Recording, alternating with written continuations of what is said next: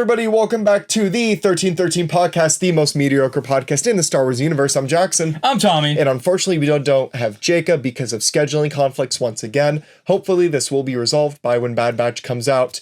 For all of you beautiful people who are brand new to our channel, thank you for stopping by today. We would ask that you just please subscribe to the video, subscribe to the channel, like the video. Make sure to follow us on Instagram and X. We also have a Twitch as well. We do have the audio version available on Spotify, Apple Music, various other platforms. If you want to help support us financially, we do have channel memberships for only 99 cents a month. And we also have a Patreon with several tiers. And for our Patreon giveaway this month, because we do give away every single month for people in our Patreon, we have Cal Kestis in the red box. Tommy and I were able to find this during Toy-Hio. If you didn't see the vlog for that, you should totally check it out because it was awesome. And this was just a really awesome pickup. You can't really find this anywhere, so we figured we would get it for y'all. But I feel like other than that, Tommy, how was your week? Real quick, couple things. Oh, yeah, my bad. No, you're good. First off, make sure you join that Patreon. We don't have enough budget to have Jacob on every single week. We only have enough budget to have him on like once a month. So if you guys contribute more to the Patreon, we can pay him more to stay on the show. We'll have enough budget to have a third seat in the stew. So also, we are about to wrap up the process of the revamping of the merch. Yes, we are so incredibly close. We just need to put some final details on it. Once we get it up and running, we're going to kind of soft launch it to members of our Patreon and our closest friends so we can kind of have some people order it, test it really quick, and then once we get orders in and we get some of the merch, then we'll fully launch it out to the public. Right. Just because we want to make sure before we launch it that it's absolutely minty first. Yes, we want to make sure it's not trash. So, other than that, this past week, obviously, like Jackson said, we did go to Toy-Hio, which was a toy show that we got invited to by our good friend Hybrid Toy Reviews. Go check out his channel. He invited us down there. We thought it was going to be this little rinky-dink little flea market with like 10 vendors, and then we were standing in line, and the lady behind us was telling another guy in line that, oh, it's just a lot of just 80s and wrestling toys, and Jackson and I shot each other a look like, this is going to be ass. And then we walked in, and it was amazing. Yeah. So much more than I ever would have thought it was going to be. They need to do a better job of promoting themselves online, in my opinion. The photos that they have on Facebook are like literally looks like it's in a random location. It looks very small and very cramped.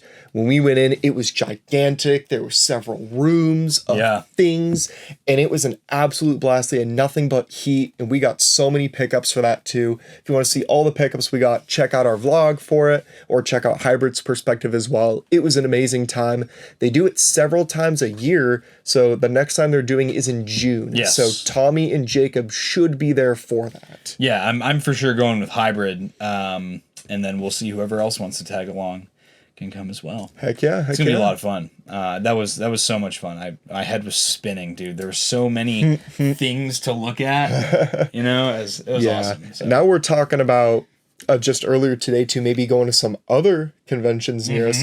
I was just kind of bored sitting on my phone when I first got into work, and then I ended up triggering a whole spiral. I found out that we are basically near Steel City Con.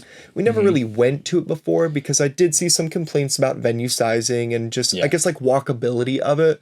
But I saw that I forget her name. Oh, I'm not even going to try to pronounce her name off the top of my head. But the lady who plays Sabine in Natasha Liu Bordizzo. Natasha is going to be at Steel City. And I was like, holy cow, that would be awesome. It's actually right next to me.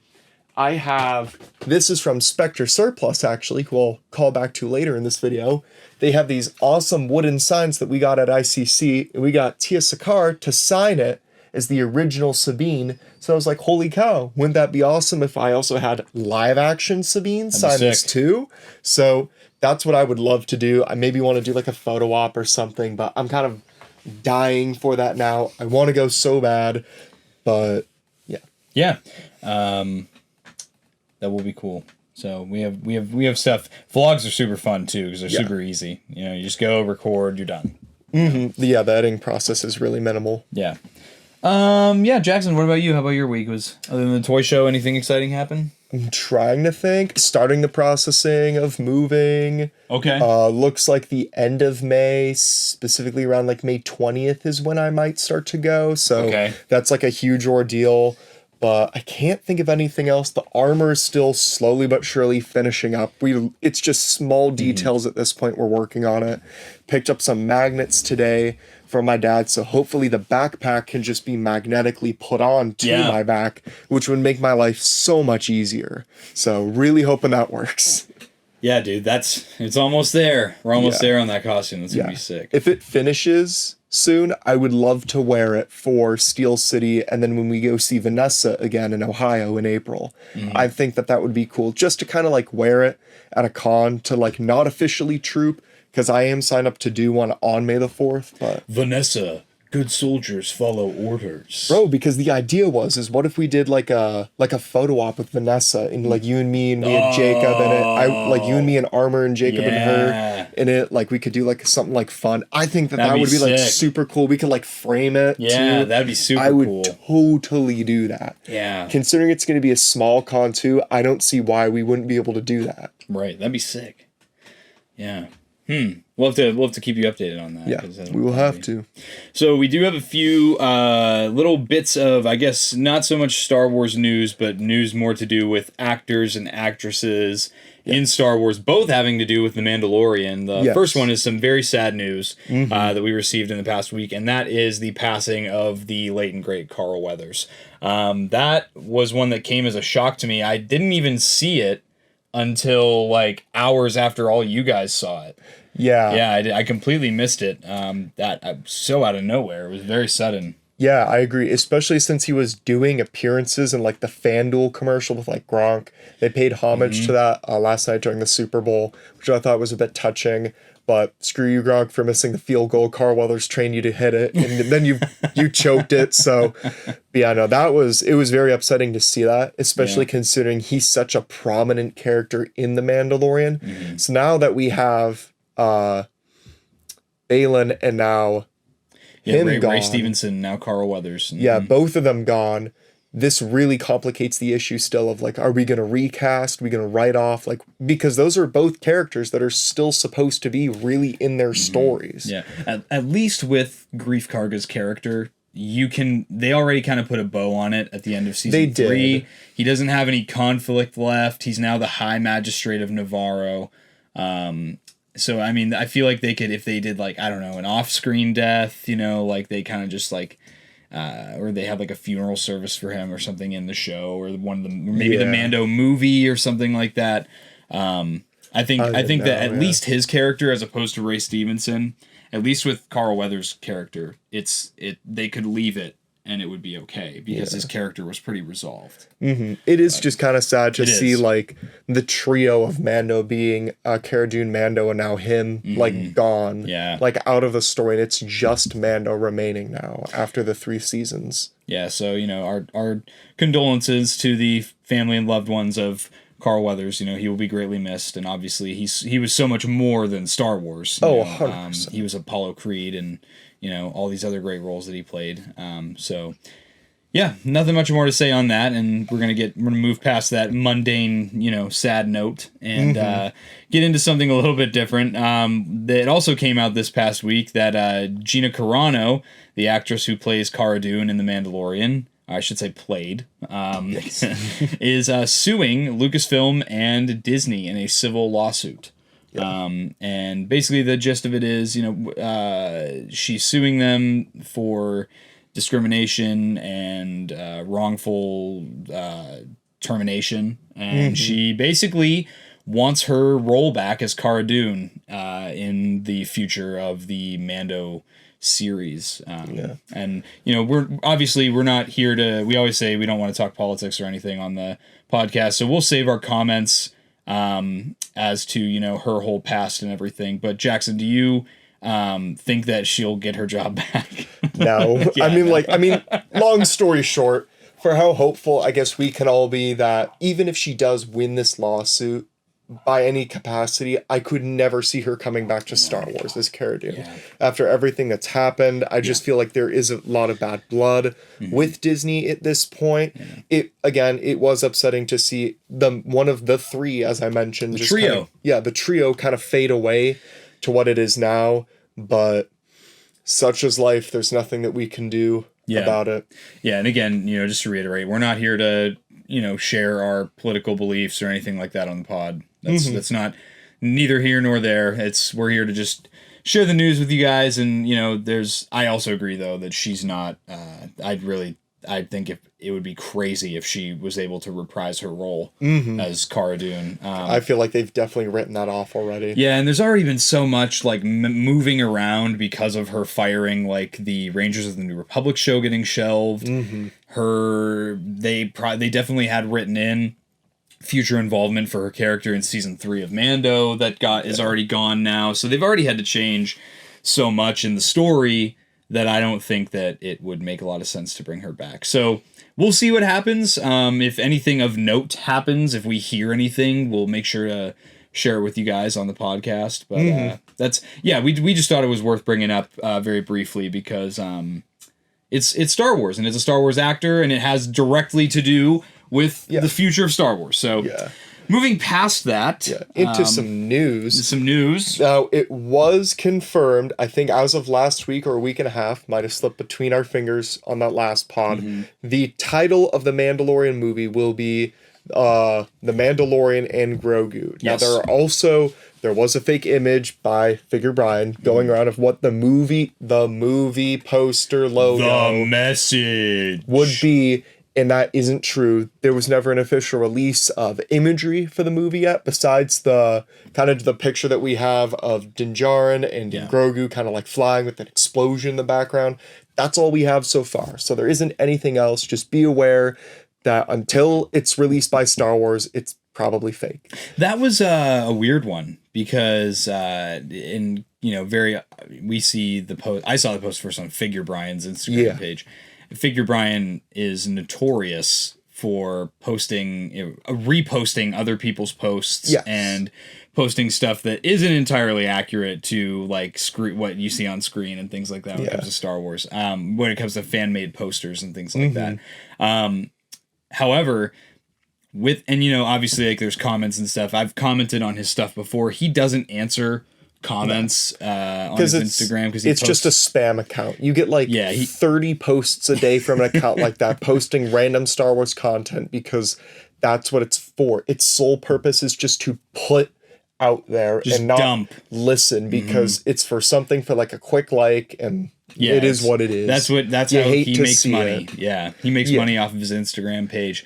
But yeah, it's I haven't seen an official source release that logo. If you don't know what we're talking about, it's literally the Mando season 3, The Mandalorian, and then they added and Grogu to the bottom right of the logo. I could see it, but also like until I see it from a legit source, I'm not going to think that's the legit logo. I did see that a lot of people were saying online that it's a bad title for a movie. What's your take on that? The story is about the Mandalorian and Grogu. I feel like that's as simple as it can get. Do you really need some complicated name for it? I mean, it also would track. I mean, if you look at everything that's been released, in all these series that have come out, every single one has just been a character's name. Yeah, exactly. Even one like you could argue the Book of Boba Fett. It's just there's Boba Fett's name is right in the title. I mean, if they come up with a clever title, I don't care either way. If it's a good movie, it's a good movie, and the title is not gonna. I think people just like to look for whatever they can find to cry about. It's what it is.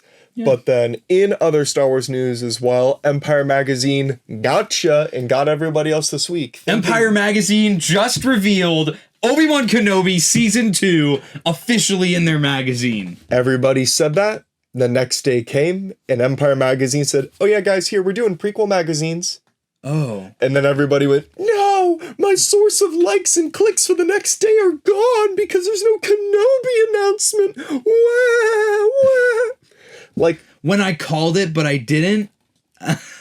Yeah, because that was just I mean, they 100% debated everybody out there because their post was just hello there. So everybody thought that it was going to be Kenobi to some capacity. Why and would we were Empire kind of calling Magazine... it. Yeah, how is a magazine going to reveal an official trailer for a source? Yeah. Like, that's something Star Wars will do itself. Yes. But all these people online said Kenobi season 2 announcement, it's coming tomorrow. It's coming. It's like people waiting for the end. They said it's coming tomorrow. And then they went, where's it coming? Not to mention that line is one of the most memed lines in all it's like one of the most 100%. recognizable things from all of Star Wars, from those movies.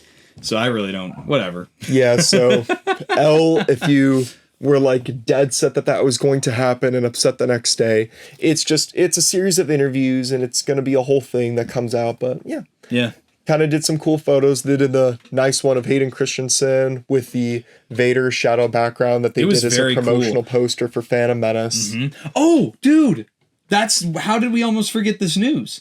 What? The Phantom Menace is coming into theaters May 3rd. Oh my gosh, yes. May 3rd. Oh Phantom my God. Menace. Keep talking about it. I'm going to check.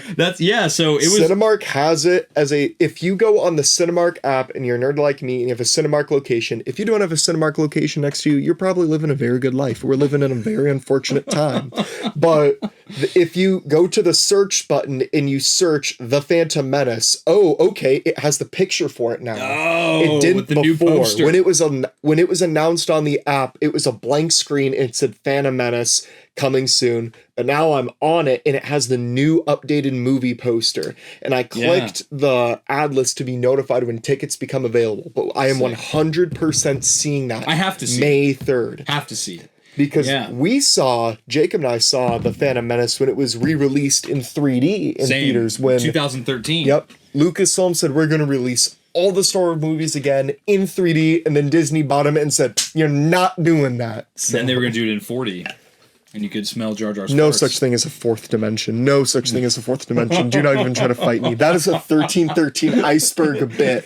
Jackson ranting about the fourth dimension. Somebody write this down for later. Someone needs to be... iceberg video. I need someone because I know Commander Cook, for example. Yeah. Shout out to him and his channel. Watches all of our podcasts early because he's a patron and he helps pay our salaries. Whoa. And he helps to keep us in the chairs. And disclaimer: the 1313 podcast does not actually collect a salary.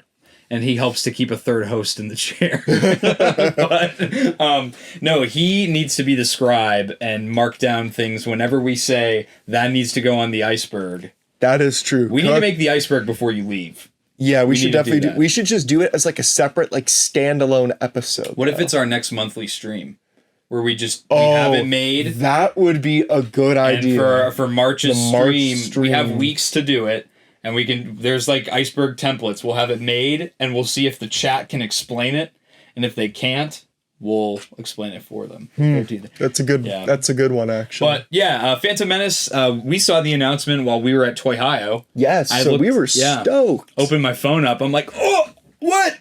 So I mean, that kind of makes me wonder if they're going to do the same for the 25th anniversaries of Episode 2 and Episode 3. Could only hope. You could only hope. So yeah, that's going to be cool, and I'm definitely going to be seeing it. Oh, 100%. I'm going to definitely watch it. Seeing Darth Maul fight on the big screen and actually doing it.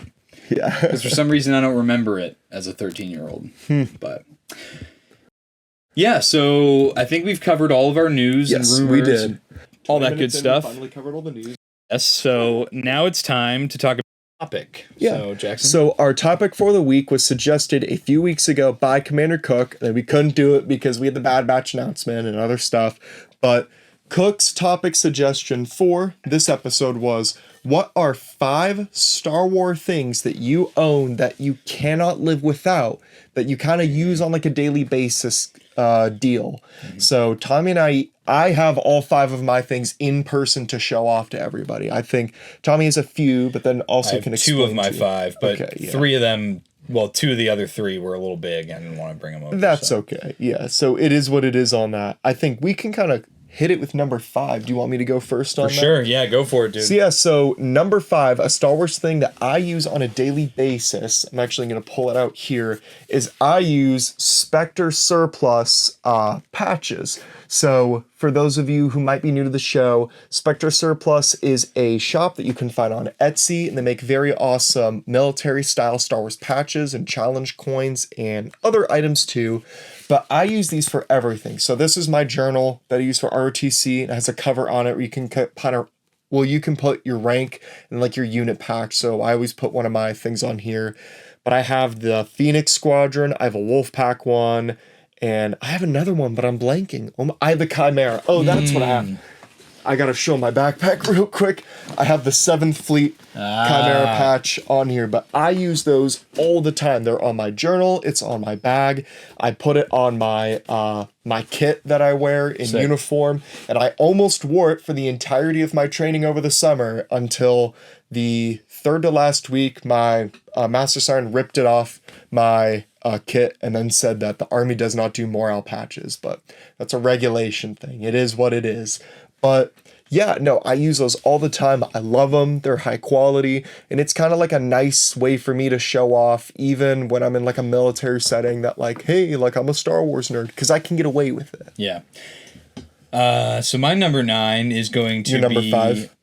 My number 9. Good Lord. Dude, Get this man some coffee. My number 5 is going to be the Black Series Darksaber. Okay. And so the reason I choose the Black Series Darksaber is I remember when I got it, we recorded a video when we worked at LensCrafters. Yeah, dude, we were in the back room where you threw out the trash. Previewing our podcast episode where we were going to talk about the Darksaber. I really like it because it's a cool piece to show in my Star Wars room. When I bring like friends over and I show them my Star Wars room, that is 10 times out of 10 people get drawn to the Darksaber. They want to pick it up, they want to light it up, swing it around, you know.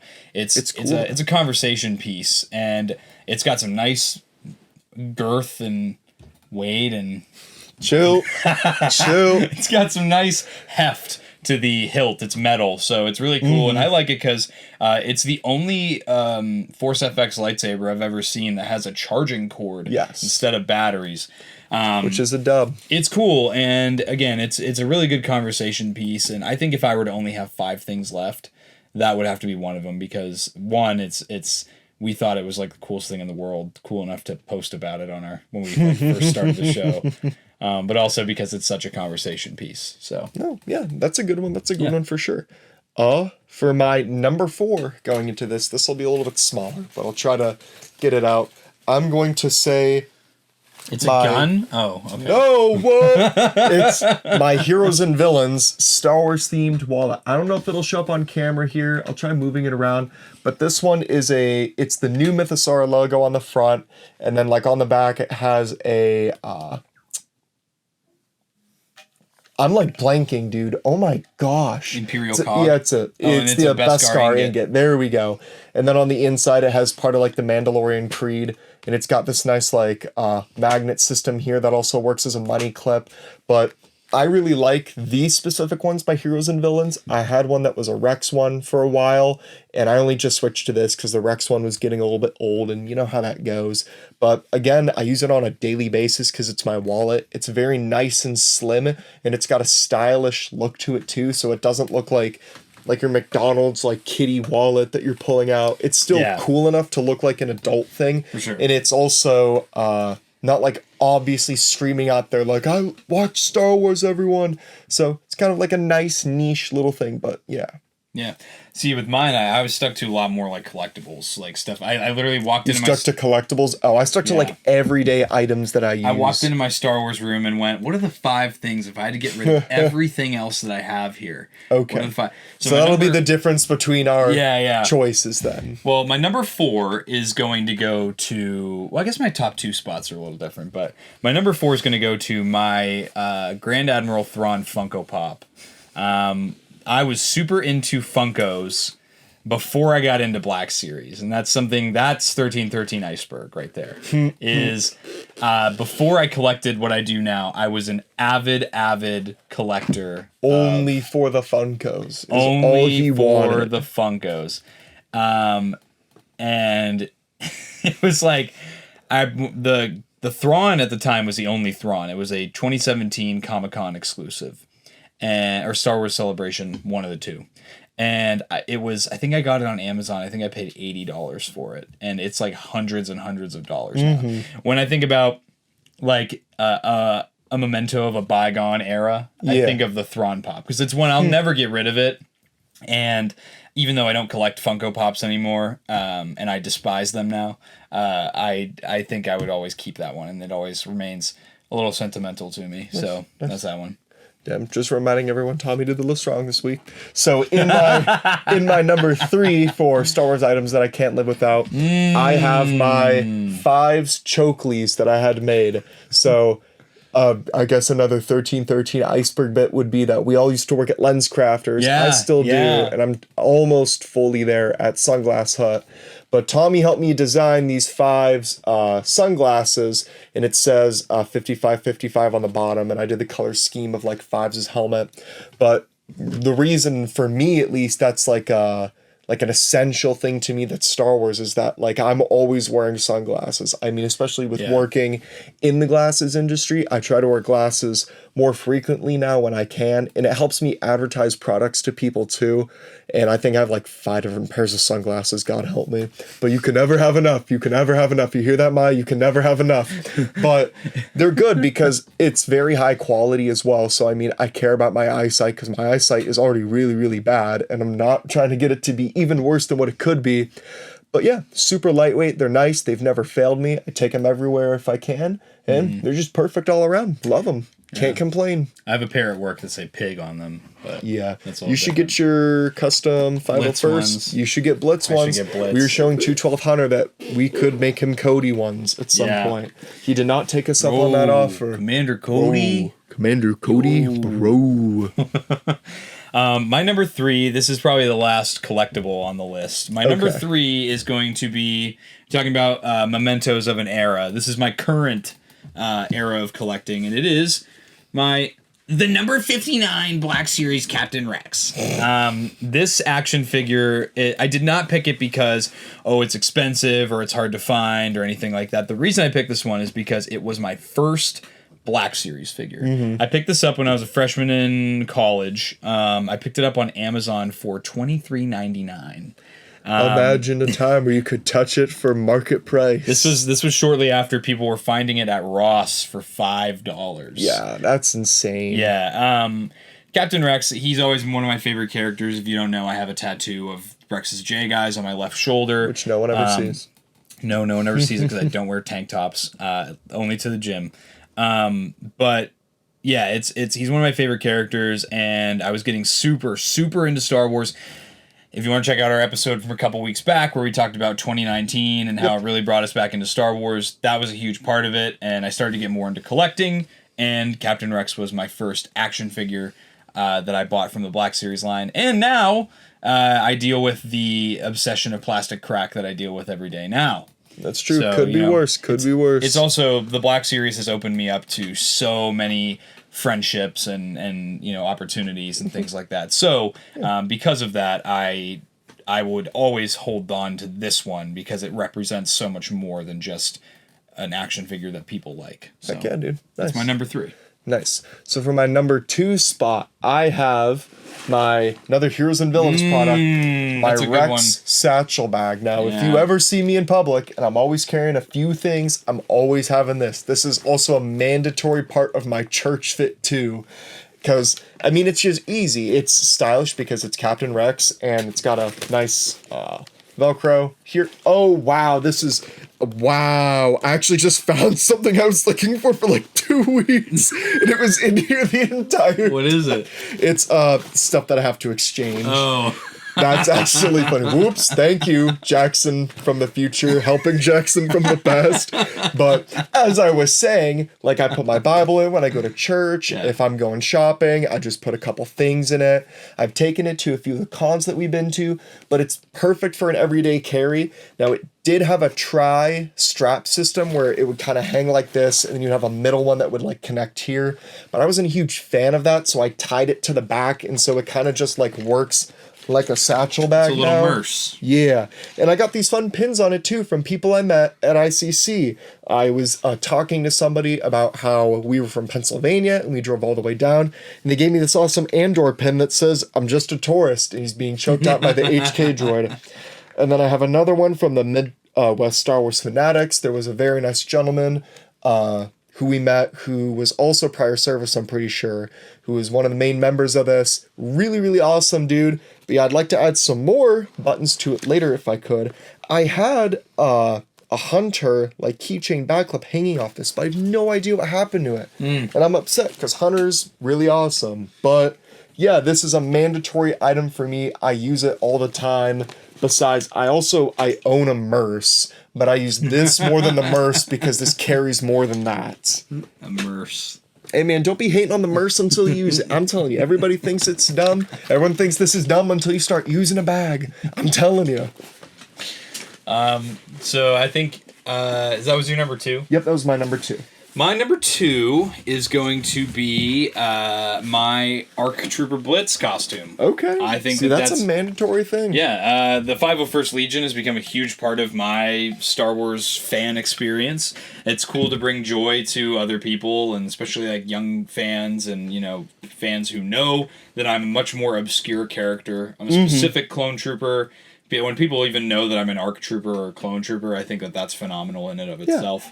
I think he's cool too because he was based on the Steelers, and that's what Dave Filoni is from Pittsburgh, so he based Blitz's design off the Pittsburgh Steelers. And I think that's also a cool touch because that's my favorite football team. Heck yeah, man. So it's kind of like a twofer right there. Yeah, honestly, I think that's in my opinion, a great choice for a number 2, and I've had a lot of experiences. You know, I got to spend time with my dad building the costume, and that's something I'll always hold special to me as well. So and again, meeting people through it, and you know, the friendships you create through doing that kind of a hobby.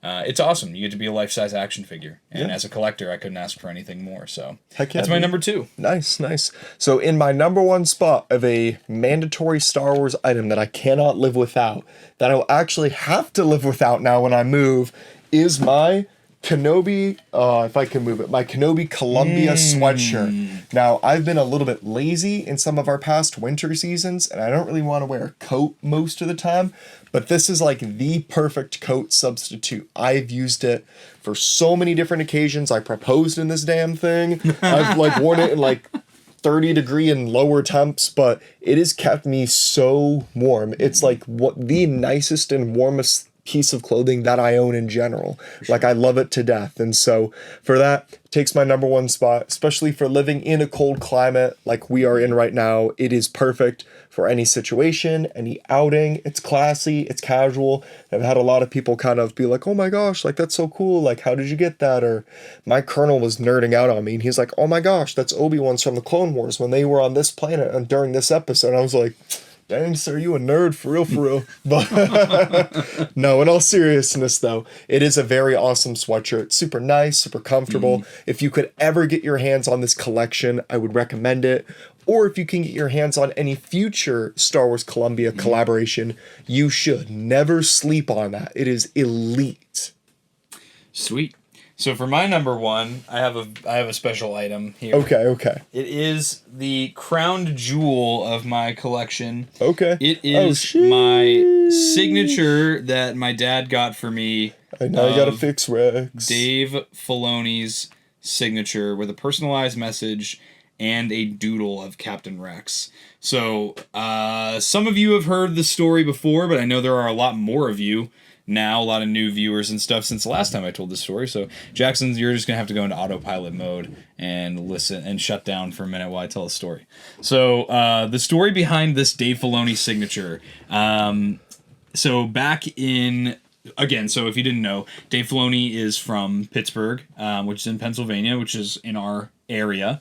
And Dave Filoni attended the college that Jacob currently goes to, Edinburgh University.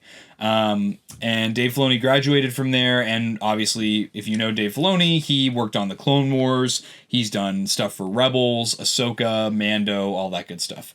And Dave Filoni came back to Edinburgh, and I want to say around between 2010 and 2012, and he went to Edinburgh and did a speech, just kind of talking about his experience, at Edinburgh and post-Edinburgh, things like that.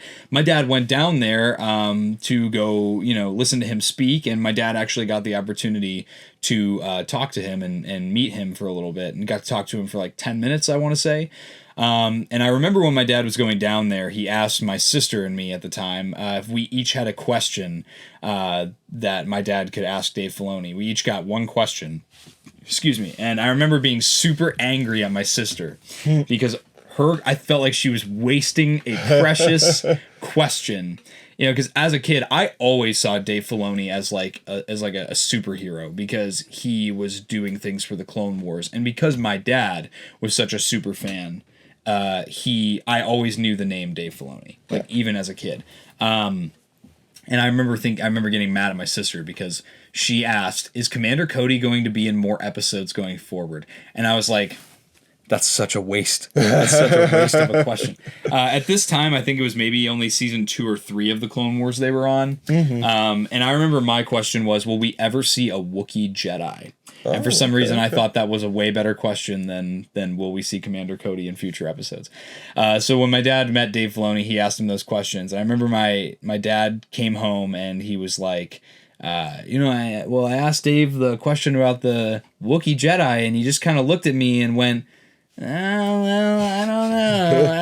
If you've ever seen Dave Filoni in an interview, that's how he always talks. If he doesn't want to say something straight up, he just, "Oh, well, yeah, you never know." And then obviously later on we have Gunji, who shows up in some episodes, and then also in the Bad Batch.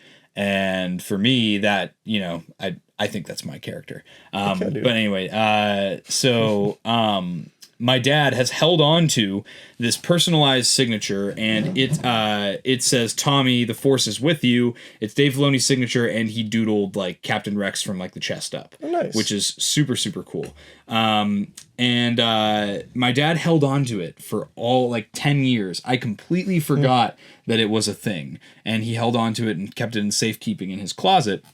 And then for Christmas a couple years ago, he gave this to me. It's in a little magnet kind of shadow box almost. Yeah. And he painted it with some, Captain Rex cobalt blue colors. And he also included my Captain Rex action figure that I bought at Target right after we went and saw the Clone Wars movie in theaters. This was the Captain Rex, the specific one that I went to Target and picked up. So he's on a little piece of acrylic sitting in the shadow box there. So if I were to get rid of, honestly, this would be my number one. If I had to get rid of everything else, this would be the only thing that I would be content having if it was my only Star Wars related item. And obviously it's because it's one of a kind, and no one can ever replicate it or anything. So that's my number one. Heck yeah, dude. Yeah. Dang, that's kind of like mad inspiring in my opinion for like if we get to meet Vanessa again or do something like that. I think it'd be cool if we did obviously like a group photo, but then we like include like action figures with like maybe pictures of people you do, so then you have that extra sentimental value to it. I don't know. Maybe an idea for the future, but heck yeah, I think that's really cool. I think signatures like that are really personal are awesome. I ended up getting, I've mentioned this before on the show, but Jeremy Bullock, when he was alive, God rest you, obviously really awesome person, loved the character of Boba Fett, really cared for it too. I sent him a letter in 3rd grade because we had to like send letters to people for like a project. And he got back to me like a year later, wrote like a handwritten thing like on a sticky note and sent me like a card for him that was like signed as well. And that's something I'll treasure forever. Yeah. But it's just like stuff like that from these kinds of people are like really, really awesome. That's what makes the franchise mean a whole lot more too. For sure. So that's our top 5. Commander Cook, we hope you are satisfied with our answers and our choices. We hope you're feeling better as well, boss. Yeah. Everyone send a prayer Commander Cook's way for his surgery that he just had. Heck yeah. And then real quick, we do have our little collector's topic this week, and it is that the Jedi Fallen Order 3-pack that was pipelined as an Amazon exclusive release at San Diego Comic-Con last year has been leaked on a random selling site. Which was weird. Well, weird because it wasn't from like an official source yet that we were getting this. Right. And it is going to be an Amazon exclusive. If you said Yak was a fake for saying that this was real, you deserve to die for that. This dude only brings you facts. It's no fake news. It's a fake ever. set. Someone went ahead and made fake packaging and everything. Yeah, it's because it was pipelined almost a year ago. Yeah. And now we're finally getting it. So sucks it took a while. It looks really, really good though. Second Sister and Cal look all brand new, retooled. Their bodies look great.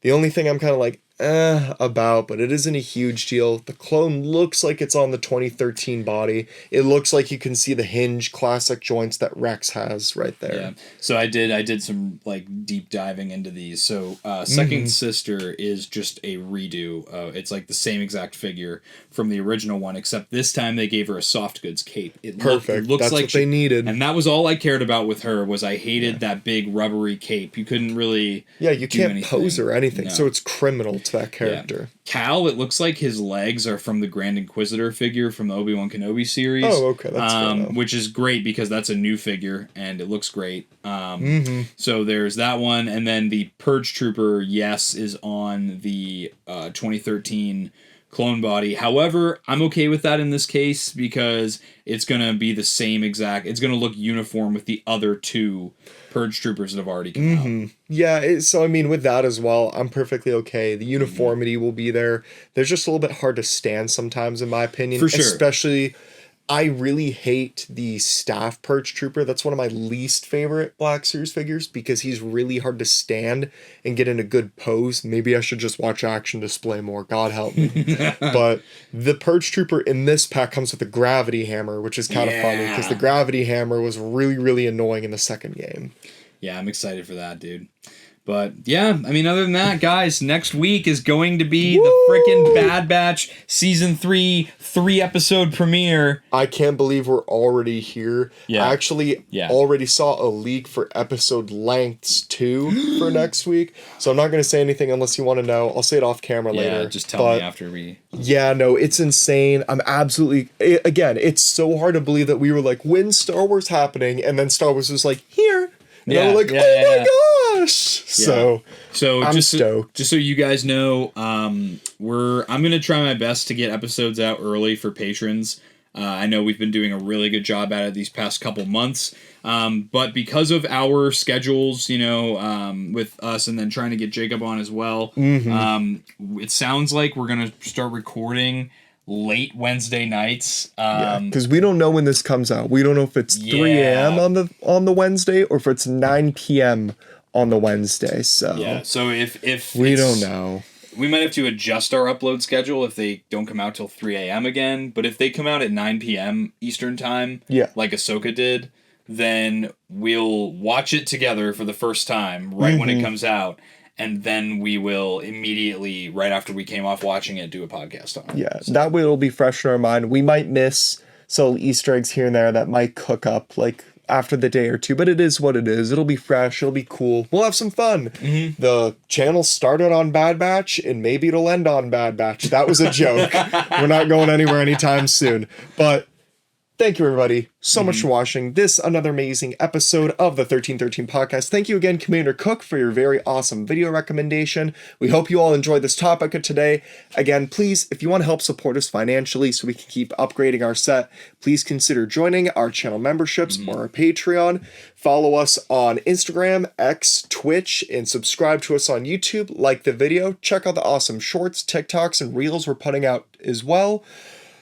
And I think that's it. I think I covered it. Join the Discord! Join the Discord, and if you want to, help contribute to our payroll so that we can hire more co-hosts, make sure to check out our channel membership and our Patreon. And channel membership, you do get access to all of the action figure reviews early. Yeah. So Patreon, you're going to get this Cal Kestis at the end of February. One very, very lucky person. Awesome prizes like that every single month. Why wouldn't you join? Exactly. You join a tier for $10 a month to get early podcast episodes. You get 20% off the brand new merchandise we're putting out, which is a good incentive too. And you get entered in a giveaway. I think it's a win-win-win-win-win if you love the 1313 podcast. But God bless you all, and we will see you next week for the Bad Batch. The Bad Batch Rex. We're not doing a Bad Batch Rex again. We can't.